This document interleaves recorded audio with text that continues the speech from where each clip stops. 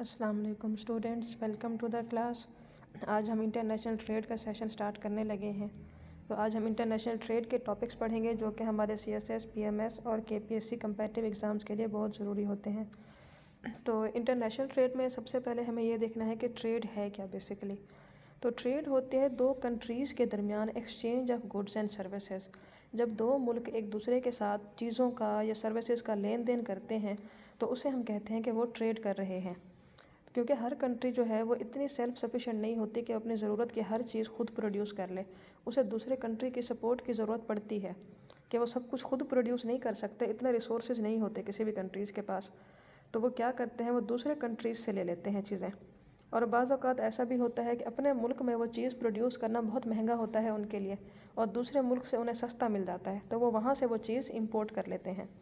जैसे पाकिस्तान में लेबर सस्ता है और यूरोपियन कंट्रीज़ में लेबर बहुत महंगा है क्योंकि वहाँ स्किल्ड लेबर है, तो वो महंगे हैं, उनकी तनख्वाहें, उनकी सैलरीज अफोर्ड करना मुश्किल होता है उनके लिए। जबकि पाकिस्तान का लेबर या जो बाकी कंट्रीज़ हैं, जो थर्ड वर्ल्ड कंट्रीज़ हैं, गरीब ममालिक हैं, उनकी लेबर बहुत सस्ती होती है, तो वो लेबर को वहाँ से बुलाते हैं अपने कंट्रीज़ में, उनको वहाँ पे जॉब्स देते हैं। तो इस तरह वो लोग सर्विसेज लेते हैं। इसी तरह पाकिस्तान जैसे अपने मुल्क में अगर टेक्नोलॉजी वगैरह की चीज़ें बनाए तो बहुत महंगी बनते हैं। इतनी स्किल्ड लेबर नहीं है, इतने लोग नहीं हैं टेक्नोलॉजी एक्सपर्ट वाले, और इतने वो हमारे पास मटेरियल रिसोर्सेज भी नहीं है। तो हमें वो दूसरे मुल्कों से, चाइना से या अमेरिका से वो सस्ता मिलता है, तो हम उनसे टेक्नोलॉजी ले लेते हैं। तो इसी तरह हर कंट्री अपनी ज़रूरत की चीज़ें और सर्विसेज दूसरे मुल्कों से लेते और देते रहते हैं। तो ये है ट्रेड। और इंटरनेशनल ट्रेड जो है, इसका जो सबसे बड़ा फ़ायदा होता है वो होता है, एक तो यही ना कि ज़रूरत पूरी हो जाती है हर कंट्री की, और दूसरा ये होता है कि स्पेशलाइजेशन। इससे कंट्रीज़ को स्पेशलाइजेशन करने में बड़ी मदद मिलती है। जो एक कंट्री टेक्नोलॉजी बहुत अच्छी बनाती है तो वो उसी में स्पेशलाइजेशन करते हैं, यानी उसके अंदर वो लोग अपनी ख़ास मास्टर कर लेते हैं, एक्सपर्ट हो जाते हैं उसमें। हर तरह से उसको कंप्लीट वो लोग कवर करते हैं और फिर उसी में ही वो लोग अपनी एफिशिएंसी डालते हैं, उसी में ही वो लोग स्पेशलाइजेशन करके उसको फिर आगे मज़ीद उसको इम्पोर्ट या एक्सपोर्ट करते रहते हैं। तो ट्रेड की मुख्तलिफ़ टाइप्स होती हैं कि ट्रेड कितनी तरह की हो सकती है। ट्रेड जो है वो इंटरनेशनल ट्रेड, यानी दो नेशनल्स, दो मुल्कों के दरमियान ट्रेड होती है, एक मुल्क दूसरे मुल्क के साथ करता है। रीजनल ट्रेड होती है, एक रीजन दूसरे रीजन के साथ, यानी एक जैसे एशियाई ममालिक हैं वो यूरोपियन ममालिक के साथ कर सकते हैं, इलाकाई इलाके। इंटरपर्सनल भी होती है कि कंट्रीज़ के अंदर भी ट्रेड हो सकती है कि एक सूबे से दूसरे सूबे के दरमियान भी ट्रेड होती रहती है। ट्रेड के जो डिटर्मिनेंट्स हैं, फैक्टर्स हैं, वो है नेचुरल एंडोमेंट फैक्टर्स। मतलब ये वो फैक्टर्स हैं जिनकी वजह से ट्रेड होती है या इनकी वजह से ट्रेड इंक्रीज़ या डिक्रीज़ हो सकती है। जैसे कॉस्ट डिफरेंसेस है कि ट्रेड होने की सबसे बड़ी वजह एक कॉस्ट डिफरेंस भी है कि हमारे मुल्क में वो चीज़ महंगी बनती है, ख़र्चा ज़्यादा आता है, तो दूसरे मुल्क में वो चीज़ सस्ती बनती है तो हम उनसे वो चीज़ ख़रीद लेते हैं। और न्यू इकोनॉमिक ऑर्डर है, मतलब जो कंट्रीज़ हैं आजकल वो इकोनॉमिकली अपना अलग अलग वो एक ब्लॉक बना रहे हैं। जैसे ब्रिक्स है, ब्राज़ील, इंडिया, रशिया, ये सारी कंट्रीज़ जो हैं ये इकोनॉमिकली अपना अलग एक ऑर्गेनाइजेशन बना रही हैं, तो वो एक दूसरे के साथ ट्रेड करती हैं एक दूसरे को स्ट्रॉन्ग करने के लिए। तो ये एक न्यू इकोनॉमिक ऑर्डर ज्वाइन करने के लिए भी उन्हें ट्रेड करनी पड़ती है। ग्लोबलाइजेशन है, पूरी दुनिया में जो चीज़ें हो रही हैं, नई इन्फॉर्मेशन आ रही है, नई इन्वेंशंस आ रही हैं, तो वो पूरी दुनिया तक फैलती हैं और वो ट्रेड के ज़रिए ही फैलती हैं। और कुछ नेचुरल एंडोमेंट्स भी होती हैं, जैसे कि अरेबियन कंट्रीज़ है, वहाँ पर ऑयल बहुत ज़्यादा है, पेट्रोलियम ऑयल, उनके रिसोर्सेज नेचुरल बहुत ज़्यादा हैं, तो उनको बहुत सस्ता पड़ता है कि वो दूसरों के साथ उसको इंपोर्ट करें, एक्सपोर्ट करें, तो दूसरे मुल्क उनसे ले लेते हैं। तो ये भी है कि अगर किसी के पास नेचुरल एंडोमेंट इतनी ज़्यादा हो तो वो भी ट्रेड करते हैं। तो यही इसके एडवांटेजेस भी हो जाते हैं कि इससे कंपटीशन बहुत बढ़ जाता है, स्पेशलाइजेशन होती है, इकोनॉमीज़ ऑफ स्केल होता है इसमें। इकोनॉमीज़ ऑफ स्केल ये होता है, हमने पहले भी पढ़ा है माइक्रो में, कि जब आप कोई चीज़ प्रोड्यूस करने लगते हैं तो ऐसा मतलब धीरे धीरे जब आप उसको लार्जर स्केल पे करते जाते हैं, बड़े स्केल पे आप अपने प्रोडक्ट को लेके जाते हैं, अपने बिज़नेस को फैलाते हैं बड़े बड़े लेवल पर, तो ऐसा पॉइंट आता है कि जहाँ आपकी प्रोडक्शन ज़्यादा होती है और कॉस्ट कम हो जाती है। यानी आप चीज़ें ज़्यादा प्रोड्यूस करते हैं और उसके ऊपर ख़र्चा इतना ज़्यादा नहीं आता, क्योंकि उनको बेच बेच के इतना मुनाफा आप कमा लेते हैं, तो आपकी कॉस्ट कम होती है और प्रोडक्शन आपकी ज़्यादा होती है, रेवेन्यू ज़्यादा होता है, तो उसे इकोनॉमीज़ ऑफ स्केल कहते हैं। तो उसके बाद हमारे डिसएडवांटेज है। फॉरेन ट्रेड के डिसएडवांटेज भी बहुत ज़्यादा होते हैं कि एक कंट्री जब दूसरे के साथ ट्रेड कर रही है तो वो डिपेंडेंट भी हो जाती है कि आपको उसकी बातें माननी पड़ती हैं। फिर अनएम्प्लॉयमेंट बढ़ती है, जब दूसरे मुल्कों से सर्विसेज ली जाएंगी, अपने मुल्क के लोगों को हायर नहीं किया जाएगा तो उनके लिए तो अनएम्प्लॉयमेंट हो जाएगी। और बाज़ औक़ात बहुत हार्मफुल गुड्स जो सस्ती मिल रही होती हैं वो अक्सर नुकसानदा भी होती हैं, तो उनको वो ले लेते हैं कि भाई हमारे लिए वो सस्ती पड़ेगी तो हम बेच कर प्रॉफिट कमाएंगे। और इसके अलावा इंटरनेशनल राइवलरीज़ बहुत हो जाती हैं कि जैसे वो यूक्रेन और रशिया का झगड़ा हुआ तो उसमें फिर बाकी कंट्रीज़ को डिवाइड कर दिया गया कि कौन सी कंट्री किसकी साइड पर होगी। अगर वो यूक्रेन की साइड पे होती है तो वो फिर दूसरी कंट्री के साथ उसकी दुश्मनी बनती है रशिया के साथ, तो ये फिर उनके लिए मसला बन जाता है। और बैलेंस ऑफ पेमेंट पे भी बड़ा इम्पैक्ट पड़ता है। बैलेंस ऑफ पेमेंट मतलब जो हम दूसरे कंट्रीज़ के साथ लेन देन करते हैं, इंपोर्ट एक्सपोर्ट, उसका हिसाब किताब होता है। अगर हम बहुत ज़्यादा इंपोर्ट करते हैं तो ज़ाहिर है उससे हमारा बजट जो है वो ख़राब होता है, हम डेफिसिट में चले जाते हैं। जब आप किसी से उधार बहुत ज़्यादा लेते हैं, पैसे लेते बहुत ज़्यादा हैं और आप उनको वापस नहीं देते हैं, तो ज़ाहिर है आपके लिए नुकसान बनता है। तो उसके बाद हमारे ट्रेड का फार्मूला है, टर्म ऑफ ट्रेड कहते हैं इसे। तो टर्म ऑफ ट्रेड फार्मूला हमें ये बताता है कि ट्रेड जो है वो बढ़ रही है या डिक्रीज़ हो रही है, कि ट्रेड कम हो रही है या ज़्यादा हो रही है। इसमें हम किस तरह करते हैं कि एक्सपोर्टेड गुड्स और इंपोर्टेड गुड्स की प्राइसेस को डिवाइड करते हैं और 100 से मल्टीप्लाई करते हैं। तो अगर ये इनका टर्म ऑफ ट्रेड जो है अगर वो इम्प्रूव हो रहा है, इसका मतलब है एक्सपोर्टेड गुड्स की कीमतें जो है ज़्यादा हैं, हमारे मुल्क में जो चीज़ें बन रही हैं उनकी कीमतें ज़्यादा हैं, हम उनको बेच के मुनाफा कमाते हैं, तो इससे हमारे मुल्क के लोगों का लिविंग स्टैंडर्ड वो क्या होता है, इम्प्रूव होता है। ठीक है, इंपोर्ट्स हमें सस्ती पड़ती हैं इससे। लेकिन अगर हमारी इंपोर्टेड गुड्स की कीमतें ज़्यादा हैं, अगर हम जो बाहर से चीज़ें मंगवाते हैं उनका ख़र्चा ज़्यादा है, प्राइसेस ज़्यादा हैं, तो वो ज़ाहिर है फिर हमारे लिए नुकसानदा होता है कि हमारे ज़्यादातर कीमतें पैसे उसी में चले जाते हैं। अब उसके बाद जो अक्सर बड़ा मेन क्वेश्चन आता है ट्रेड के हवाले से वो है गेन्स ऑफ ट्रेड, यानी ट्रेड करने से आपको फ़ायदा क्या मिलेगा, ट्रेड की बेसिस क्या है, बुनियाद क्या है। सवाल अक्सर इसी तरह आता है, या आता है गेन्स ऑफ ट्रेड या आता है बेसिस ऑफ ट्रेड, यानी ट्रेड करने के फ़ायदे क्या होंगे या ट्रेड करने की बुनियाद क्या है, कि ट्रेड कैसे की जाती है, क्यों की जाती है। इसके हवाले से दो थ्योरीज़ हैं, एक है एडम स्मिथ की थ्योरी एब्सोल्यूट एडवांटेज और एक है डेविड रिकार्डो की कंपैरेटिव एडवांटेज। ये बहुत फेमस थ्योरीज़ हैं। तो जब भी गेन्स ऑफ ट्रेड की बात आएगी तो हम इन दोनों थ्योरीज़ को ही कंपेयर करेंगे, दोनों थ्योरीज़ को लेके आएंगे। तो इसके अलावा भी थ्योरीज़ हैं जो क्लासिकल थ्योरीज़ भी हैं और मॉडर्न थ्योरीज़ भी हैं, हम इनको स्टेप बाय स्टेप पढ़ते हैं। तो सबसे पहले थ्योरी आती है क्लासिकल्स की थ्योरी।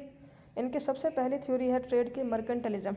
मर्केंटलिज्म बहुत पुराने ज़माने में, आप कह सकते हैं 16th वाले ज़माने में या उससे भी पहले, तो 1600 उस ज़माने में ये ट्रेड का पैटर्न हुआ करता था।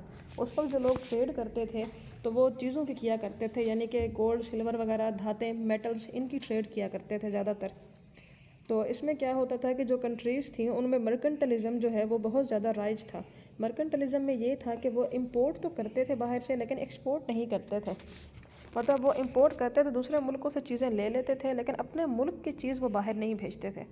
वो कहते थे कि हमारे मुल्क की अगर चीज़ें हम बाहर भेजेंगे तो इससे फिर क्या होगा कि हमारे जो कीमती धातें हैं, जो हमारी कीमती चीज़ें हैं, वो बाहर चली जाएंगी, तो इससे वो नुकसान होगा, हमारी वेल्थ कम हो जाएगी। नहीं सॉरी, मतलब वो इंपोर्ट, मतलब वो लोग इंपोर्ट किया करते थे और एक्सपोर्ट नहीं किया करते थे। ठीक है, अच्छा, आई थिंक मैंने आपको ये गलत बताया है। मैं ये कह रही थी कि जो मर्केंटलिज्म है उनका ये होता था कि वो लोग धातों में ट्रेड किया करते थे, मेटल्स में वो लोग ट्रेड किया करते थे। ठीक है, तो वो लोग क्या करते, एक्सपोर्ट को वो लोग करते थे और इंपोर्ट को वो लोग नहीं करते थे, इंपोर्ट को डिस्करेज करते थे। ठीक है, इंपोर्ट नहीं करते थे, एक्सपोर्ट करते थे। वो एक्सपोर्ट करते थे और क्योंकि उन्हें था कि हम अपने चीज़ें बेच के बाहर के मुल्क भेजेंगे तो वो हमें पैसे देंगे, रेवेन्यू आएगा हमारे मुल्क में। लेकिन इंपोर्ट नहीं करते थे कि अगर हम बाहर के मुल्क से कुछ मंगवाएंगे तो उन्हें हमें पेमेंट करना पड़ेगी, और वो पेमेंट हमें कीमती धातों की सूरत में उस वक्त की जाती थी, सोने, चांदी, तांबा, इनकी शक्ल में। तो उनके लिए बहुत कीमती धातें, कीमती पत्थर, तो वो उनकी वेल्थ थे, उनकी दौलत थे। तो वो कहते थे कि अगर हम इंपोर्ट करेंगे तो हमें ये कीमती धातें उनको पेमेंट की सूरत में देनी पड़ेंगी, तो इससे नुकसान होगा कि हमारी वेल्थ कम हो जाएगी। जबकि एक्सपोर्ट वो बहुत ज़्यादा किया करते थे कि हम चीज़ें बना बना के बाहर बेचेंगे तो वो हमें पेमेंट करेंगे गोल्ड में, वो हमारे पास आ जाएगा। तो ये भी एक एक तरफा थ्योरी थी जिससे फिर कंट्रीज़ को ट्रेड करने में मसला आता था, यानी हम उनको चीज़ बेच तो रहे हैं लेकिन हम उनसे चीज़ ख़रीद नहीं रहे हैं, तो वो तो फिर उनको भी नुकसान होता था कि उन्होंने भी आकर लेन देन करना है, चीज़ ख़रीदनी भी है, लेनी भी है। तो उसके बाद फिर आई थ्योरी, एडम स्मिथ ने थ्योरी दी थी 1776 में, जो उन्होंने अपनी किताब लिखी थी वेल्थ ऑफ नेशन। तो उन्होंने इस मर्केंटलिज्म थ्योरी के ऊपर सवाल उठाया कि ये दो तरफा ताल्लुकात नहीं है, तो ये ट्रेड ज़्यादा अरसे तक नहीं चल पड़ेगी। ट्रेड तभी लंबे अरसे तक चल सकती है जब आपकी ट्रेड, मतलब कोई आपका दो तरफा हो उसमें, या तो आपके ताल्लुकात उनके साथ अच्छे हों, आपकी नेटवर्किंग तब स्ट्रॉन्ग होगी जब आप दो तरफा कर रहे हों, यानी इंपोर्ट भी कर रहे हो, एक्सपोर्ट भी कर रहे हों। जैसे पाकिस्तान चाइना और अमेरिका के साथ इंपोर्ट भी करता है, एक्सपोर्ट भी करता है, दोनों चीज़ें। ये पाकिस्तान के बड़े ट्रेडिंग पार्टनर्स हैं, तो इसलिए पाकिस्तान के इनके साथ मफादात भी ज़्यादा रहते हैं। तो एडम स्मिथ ने उसके बाद फिर थ्योरी दी थी एब्सोल्यूट एडवांटेज की। तो एडम स्मिथ ये कहता है कि हर कंट्री को किसी न किसी चीज़ में एडवांटेज होता है, यानी हर कंट्री कोई एक चीज़ ऐसी होती है जिसको वो दूसरों की निस्बत कम कीमत पर और ज़्यादा एफिशिएंसी से प्रोड्यूस कर सकता है। तो इसमें वो एग्जांपल देता है कि फॉर एग्जांपल फ्रांस और यूएस दो कंट्रीज़ हैं और वो दो चीज़ें प्रोड्यूस कर रहे हैं, वाइन एंड कंप्यूटर। ठीक है, आप देखें फ्रांस जो है वो 1 घंटे में 70 वाइन की यूनिट्स बना सकता है, जबकि कंप्यूटर वो 2 बना सकता है। इसी तरह जो यूएस है वो 1 घंटे में वाइन के यानी कि जो शराब होती है, वाइन होती है, उसके 50 यूनिट्स बना रहा है। अब कंप्यूटर के वो फिर 3 यूनिट बना सकता है। अब अगर इसमें हम देखें तो फ्रांस जो है वो वाइन को ज़्यादा बना सकता है 1 घंटे में, जबकि जो यूएस है वो कंप्यूटर्स को ज़्यादा बना सकता है 1 घंटे में। तो इसका मतलब है फ्रांस को एब्सोल्यूट एडवांटेज है वाइन में और यूएस को एब्सोल्यूट एडवांटेज है कंप्यूटर में। तो अब ये क्या करेंगे कि जो फ्रांस है वो अपने सारे रिसोर्सेज वाइन पे लगा देगा। ठीक है, वाइन को प्रोड्यूस करेगा, ज़्यादा से ज़्यादा प्रोडक्शन करेगा इसकी, और फिर इसको वो एक्सपोर्ट करेगा यूएस को। ठीक है, और यूएस क्या करेगा, वो वाइन की बजाय वो कंप्यूटर्स पे ज़्यादा फोकस करेगा। एक वाइन बनाना उनको महंगा पड़ रहा है या फ़ायदा नहीं आ रहा, वो कंप्यूटर्स पे अपने रिसोर्सेज शिफ्ट कर देंगे और कंप्यूटर्स को ज़्यादा से ज़्यादा बनाएंगे। तो फिर ये क्या करेंगे कि फ्रांस जो है वो वाइन में स्पेशलाइजेशन करेगा, यूएस जो है कंप्यूटर्स में स्पेशलाइजेशन करेगा। इनको एब्सोल्यूट एडवांटेज है। फिर जिसमें स्पेशलाइजेशन किया है वो उसको फिर इंपोर्ट करेंगे, एक्सपोर्ट करेंगे। कि यूएस को कंप्यूटर में स्पेशलाइजेशन है वो उसको बना के वो एक्सपोर्ट करेगा फ्रांस को, और फ्रांस क्या करेगा, वो वाइन में उसको स्पेशलाइजेशन है वो वाइन को बना के उसमें ज़्यादा प्रोडक्शन करके उसको वो फिर एक्सपोर्ट करेगा यूएस को। दोनों की ज़रूरतें पूरी हो जाएंगी, फ्रांस की भी और वाइन की भी, फ्रांस की भी और यूएस की भी। वाइन भी ज़्यादा प्रोड्यूस हो जाएगी, कंप्यूटर्स भी ज़्यादा प्रोड्यूस हो जाएंगे, और ओवरऑल जो वर्ल्ड इकोनॉमी है उसमें प्रोडक्शन भी ज़्यादा हो जाएगी। क्योंकि इसमें देखें अगर फ्रांस और यूएस है, अगर अकेले अकेले वाइन प्रोड्यूस करते हैं तो 70 और 50 यानी 130 वाइन, वो 120 वाइन की यूनिट वो बना सकते हैं। जबकि अगर फ्रांस अकेला सारे रिसोर्सेज लगा दे वाइन पर तो वो 140 प्रोड्यूस कर सकता है। तो यानी वाइन की प्रोडक्शन ओवरऑल ज़्यादा हो जाएगी। इसी तरह जैसे अगर यूएस और फ्रांस है, अगर फ्रांस सारे रिसोर्सेज भी लगा दे कंप्यूटर के ऊपर तो वो सिर्फ 3 कंप्यूटर प्रोड्यूस कर पाएगा। जबकि जो यूएस है अगर वो सारे रिसोर्सेज लगा दे तो वो 4, 5, 6 यूनिट भी प्रोड्यूस कर सकता है। तो यूएस जो है वो कंप्यूटर्स में उसका एडवांटेज है कि वो दूसरे कंट्री के निस्बत कम कीमत में और ज़्यादा एफिशिएंसी से ज़्यादा प्रोडक्शन कर सकता है, और फ्रांस को वाइन में है। ये इनमें स्पेशलाइजेशन करेंगे और फिर स्पेशलाइज्ड गुड में वो ट्रेड करेंगे। ये है थ्योरी। उसके बाद फिर डेविड रिकार्डो ने थ्योरी दी कंपैरेटिव एडवांटेज की। डेविड रिकार्डो का ये कहना था कि ज़रूरी नहीं कि हर कंट्री को सिर्फ एक ही चीज़ में एडवांटेज हो। उसने कहा बहुत सारी तरक्की याफ्ता मुल्क ऐसे भी हैं जिनको तकरीबन हर चीज़ में एडवांटेज हासिल है, जैसे यूएस है या रशिया है, यूरोपियन कंट्रीज़ हैं, मतलब बहुत सारी कंट्रीज़ हैं कि उनको तकरीबन गुड्स में उनको एडवांटेज हासिल होता है कि वो उसे दूसरे मुल्कों की निस्बत कम कीमत में प्रोड्यूस कर सकते हैं। तो वो क्यों ट्रेड करें फिर दूसरे मुल्क के साथ। तो उसका फिर वो ये जवाब देता है कि जैसे हमने कहा कि रिसोर्सेज स्कार्स होते हैं, ठीक है, फिर उन रिसोर्सेज की अपॉर्चुनिटी कॉस्ट भी तो होती है ना, कि अगर वो सारे रिसोर्सेज अपने सभी चीज़ों पर लगा दें तो वो तो सारी चीज़ें प्रोड्यूस नहीं कर पाएंगे। कुछ चीज़ें वो ज़्यादा प्रोड्यूस कर पाएंगे, कुछ वो कम प्रोड्यूस कर पाएंगे। फॉर एग्ज़ाम्पल उनके मुल्क में अगर वो लोग कंप्यूटर बनाते हैं, समझ लें फ्रांस और यूएस दो ही कंट्रीज़ हैं, कि अगर सोचें कि फ्रांस जो है वो सब कुछ अच्छा प्रोड्यूस कर सकता है, उसके पास कैपेसिटी है, ठीक है, वो लेबर उसके पास, वो समझ लें कुर्सियाँ भी ज़्यादा बना सकते हैं, वाइन भी, कंप्यूटर भी, हर सब कुछ ज़्यादा बना सकते हैं यूएस की निस्बत। तो फ्रांस यूएस के साथ भी ट्रेड क्यों करे, तो वो इसलिए करेगा अपॉर्चुनिटी कॉस्ट की वजह से, ठीक है। यानी वो सब चीज़ें तो प्रोड्यूस नहीं कर सकता, उसे कुछ ना कुछ तो छोड़ना ही पड़ेगा। अब वो समझ लें कंप्यूटर भी बना रहा है और वाइन भी बना रहा है, ठीक है। अब कंप्यूटर बनाने के लिए उसको रिसोर्सेज उस पर लगाने पड़ेंगे और वाइन बनाने के लिए उस पर भी लगाने पड़ेंगे। अगर वो दोनों पे लगाता है रिसोर्सेज तो वो दोनों ही चीज़ें कम प्रोड्यूस होंगी। तो इसलिए वो देखेगा कि कौन सी चीज़ जो है वो ज़्यादा उसकी अपॉर्चुनिटी कॉस्ट नहीं है। तो वाइन की अपॉर्चुनिटी कॉस्ट ज़्यादा नहीं है, यानी कंप्यूटर की निस्बत वाइन इतनी महंगी नहीं है, तो वाइन को छोड़ा जा सकता है। वाइन की कम है अपॉर्चुनिटी कॉस्ट, ठीक है, कि वाइन को छोड़कर हमने कंप्यूटर को एक्सेप्ट किया। तो कंप्यूटर को अगर वो बनाएगा, ज़्यादा से ज़्यादा प्रोडक्शन कर सकता है, तो उसमें रिसोर्सेज लगाएगा, फिर उसी को एक्सपोर्ट करेगा, उसी के साथ वो ट्रेड करेगा। तो जिस चीज़ में अपॉर्चुनिटी कॉस्ट कम है उसको छोड़ के जिसमें अपॉर्चुनिटी कॉस्ट ज़्यादा है उसके अंदर स्पेशलाइजेशन करें, ठीक है, कि उसमें स्पेशलाइजेशन करें और उसी चीज़ को ट्रेड करें दूसरे के साथ। तो अगर ये ना भी समझ आया हो तो मैं एक और एग्जांपल से भी समझा देती हूँ कि फॉर एग्जांपल पाकिस्तान है और अमेरिका है, ठीक है। अब अमेरिका है वो हर चीज़ ज़्यादा प्रोड्यूस कर सकता है, अच्छे तरीके से भी और कम कीमत में भी, जबकि जो पाकिस्तान है उसको ज़रूरत है और वो सब कुछ इतना अच्छा प्रोड्यूस नहीं कर सकता, तो उसे दूसरी कंट्री से ज़ाहिर इम्पोर्ट एक्सपोर्ट करना पड़ता है। तो अब जो यूएस है वो क्या करेगा, यूएस जो है वो जिस चीज़ को बनाने में उसे ज़्यादा रिसोर्सेज लगते हैं, उसे लगता है कि इस पर मुझे बहुत मेहनत भी करनी पड़ेगी, बहुत लेबर भी लगाना पड़ेगा, बहुत कीमत भी लगानी पड़ेगी, जबकि पाकिस्तान से वो चीज़ उसे सस्ते में मिल सकती है, अपने मुल्क में भी बन सकती है लेकिन पाकिस्तान में वो ज़्यादा सस्ते में मिल सकती है। तो वो चीज़ वो खुद बनाने की बजाय वो पाकिस्तान से इम्पोर्ट कर लेगा।